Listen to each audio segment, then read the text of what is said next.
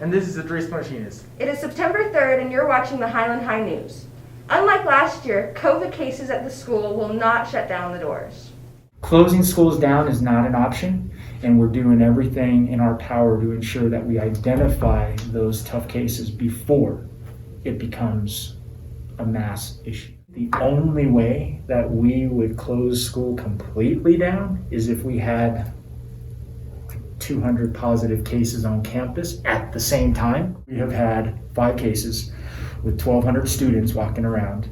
And at this particular point in time, again, we have 9 other students that may or may not, right, potentially acquire the virus due to being in close contact. So close contact parameters, again, is if you are within 3 feet, so I have a 3-foot arm, if you are within 3 feet of an individual for more than 15 minutes within a 24-hour time, if I had COVID and I was talking to you within that space, you would be deemed or defined as a close contact. The first day of voting for the student body and class officers was held yesterday and Wednesday at lunch. The winners will be announced today. Last weekend, the Hornet Marching Band did their annual March-a-thon fundraiser.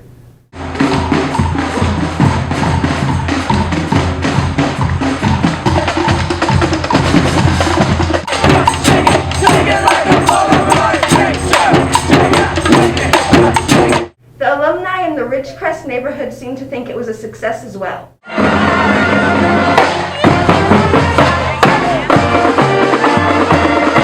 Band director Josephine Gonzalez said the event raised over $5,000. The band sounded awesome and the community enjoyed it. And now to sports.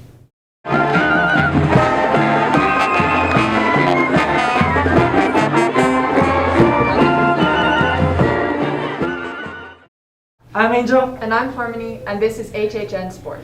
The first home football game of the season is tonight at Melanie Stadium. At 7, the Hornets will go against Farmington. On Tuesday at lunch, a pep rally recognized the cross-country, cheer, and volleyball teams. It started off with cheer doing some stunts. Then cross-country and volleyball teams were introduced. After, the volleyball team did hops. Cross-country competes today at the St. Pius Cross Country Super Cinco at 4. Volleyball had their first game against Valley yesterday. Coach Emily Conway is excited for the upcoming season. We're going to compete, and we're going to compete hard. The following seasons is going to be really good because we can say who we want to play and have input in our schedule. Volleyball's next game is tomorrow afternoon at Sandia at 1. They will start competing in the Metro tournament next Wednesday. The Metro tournament for boys and girls soccer continued into this week. The tournament will finish up at the APS complex today. Next week, the boys play against Valley on Tuesday at home at 6:30, and the girls play at Rio Grande at 3:30. And now back to the news. Thanks, Harmony and Angel. This year's teachers range from brand new to having over 25 years of experience at Highland. Mr. Baldwin shared his thoughts about his career. I am on my 28th year teaching here at Highland, and in fact my entire career has been right here at Highland. In the past 5 years, I've just felt like Highland has become very more family oriented, I guess. Like the kids are closer, they're more open, they're more diverse, and they seem to get along better, they're more respectful. I always know that if I'm excited during the summer to teach the next year and I'm planning already, then I know it's not time to retire yet. Miss Melero spoke about being the newest teacher this year. I guess I'm the only real new teacher that has no connection with Highland. I taught at West Mesa High School. I did juniors and seniors. I think the biggest impact is definitely just the connection with the students. Both are excited to start another school year.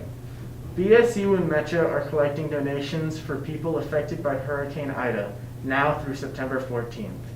Anybody who wants to donate should bring their items to Ms. Perez in room Figgy 110 and Mr. Frosto in Figgy 213, or Ms. D in the principal's office.